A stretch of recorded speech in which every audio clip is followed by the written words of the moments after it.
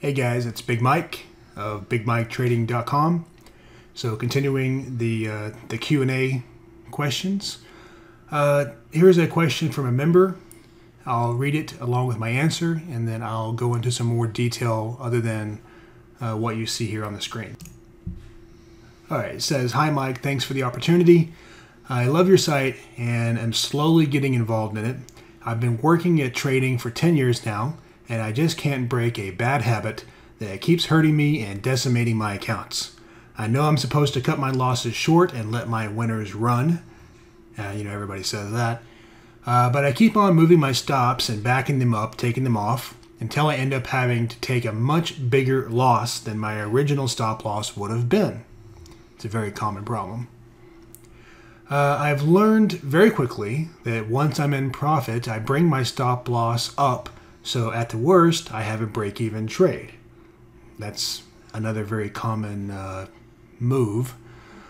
My problem is always with the ones that don't get going. How do I change the situation so that I honor the stop loss and just get on to the next trade? Have you found something that works for you? Thanks for your help.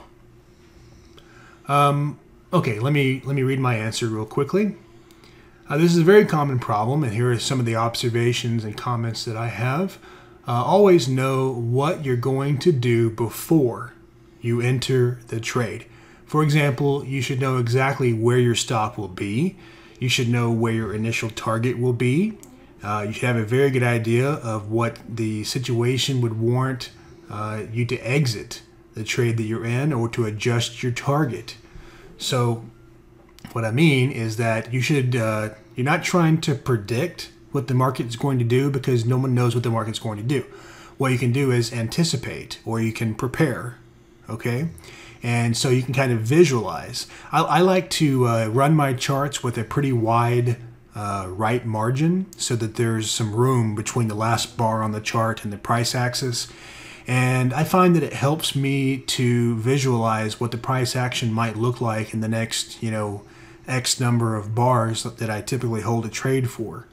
And or I actually draw, some real trend lines in and arrows or whatever to help me visualize what's likely to happen. So I think that it's very important that you know ahead of time, before you ever enter the position, what your stop is going to be.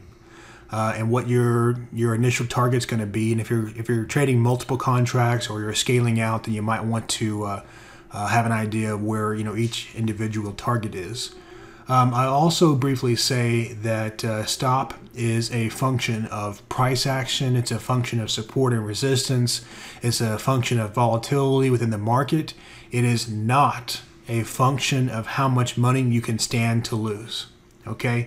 And I think I'm getting ahead of myself. I'll go ahead and read number 2 here. "Too many traders use a stop to set a pain threshold." Okay, when I say too many, what I really mean is just about everybody, or at least the beginners, or at least the ones losing money. Okay, they're only comfortable losing 5 ticks, so they set a 5-tick stop. Don't do that.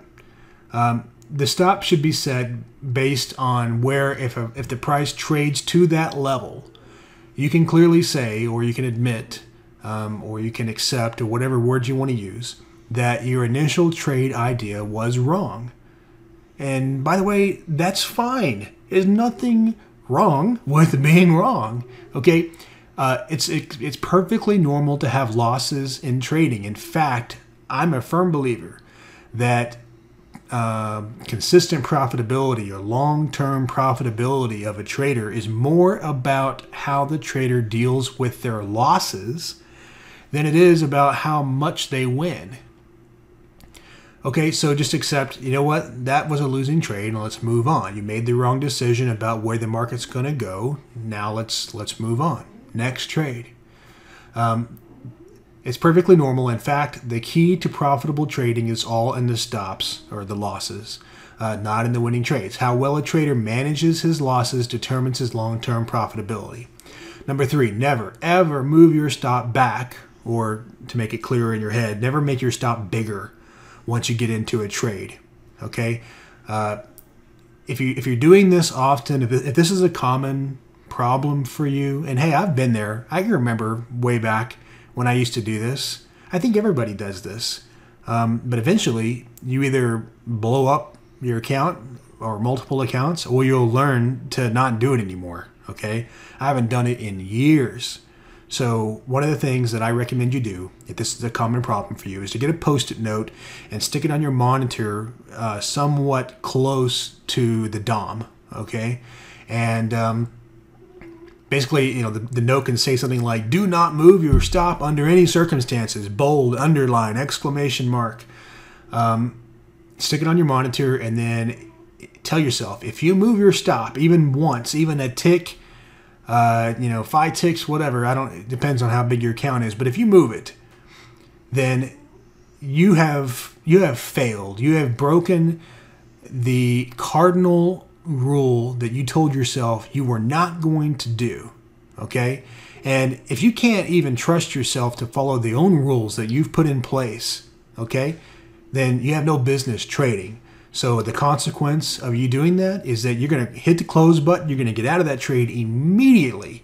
You're not going to wait for it to come back in your favor. You're not going to wait for the next bar. You're not going to see, oh, maybe it'll bounce. You're going to get out of the trade, and you're going to get out of it right now. You're going to close the charting application. If necessary, you're going to turn your computer off. You're going to walk away. You're going to go into the living room. You're going to go outside. You're going to walk your dog. I don't care. But there has to be some major consequences of you ignoring one of the biggest rules in trading. Okay, I highly encourage that you start charting or start a trading journal on BMT. You don't need to share any secret sauce if you feel like you have some kind of a secret method. Just talk about your trades in as much detail as you can. And the journal, by the way, is not meant to be a spreadsheet of, entered at 32 half, exited 33 half.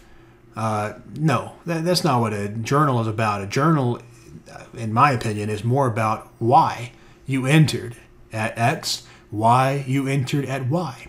Whether Y is a target or Y is, I felt like this trade's going against me, or I couldn't stand being in this trade anymore, or it was too slow, or it was starting to chop, or I felt like, if I didn't close it now, then it may come back and I would lose some profits. Those are the things that you journal. Okay, and the posting of the journal is going to hold you accountable. So if you screw up, then guess what? You need to post about it, because that is what's going to really help you not continue to screw up in the future. And let me tell you what's going to happen. If you are honest with yourself and you admit into your public journal that today you moved your stop and you are really mad at yourself for doing that and you really don't want to do that again, then you post it. And now it's out there, okay? And your friends or your colleagues or the other members of the forum are reading it, right?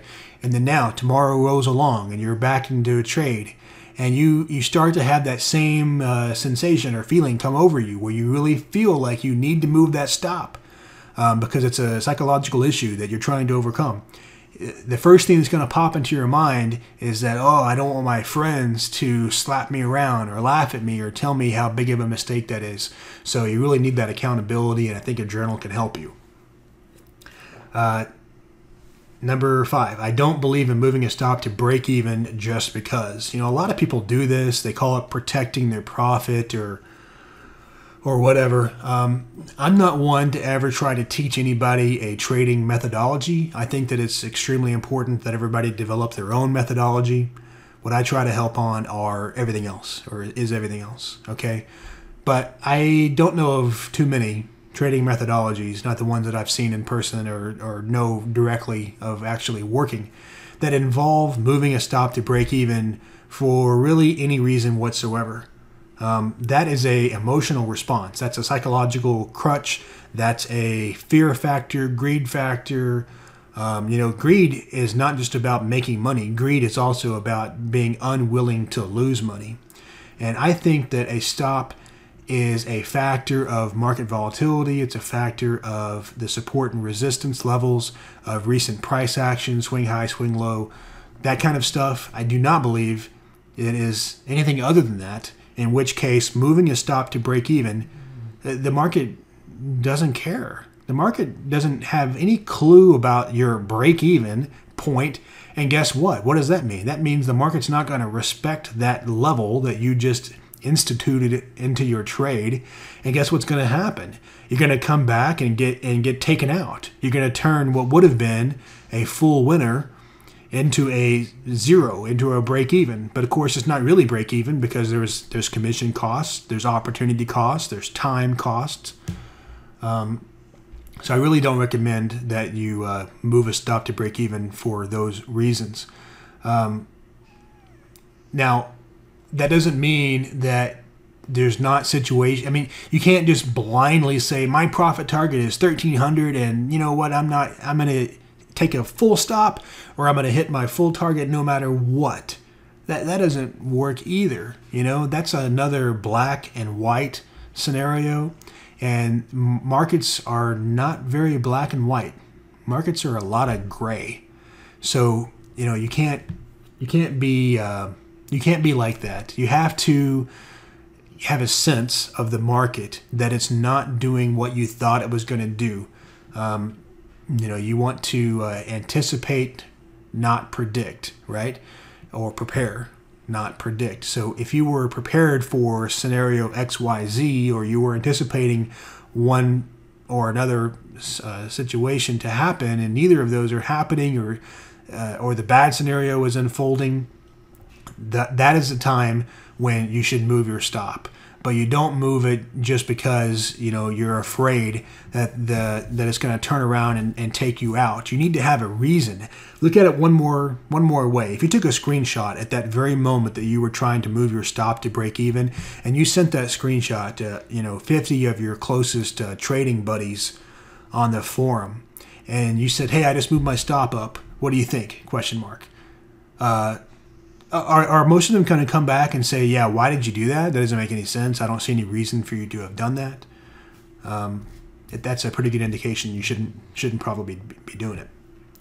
All right, number 6, the trader that quickly moves his stop to break even, or quickly takes just a handful of ticks out of desperation, is the trader that is either trading scared money, like rent money or money they can't afford to lose, or the trader that has zero confidence in his system, meaning that his system has not been properly researched or forward tested, and or the trader that is trading far too big for his comfort or his account size.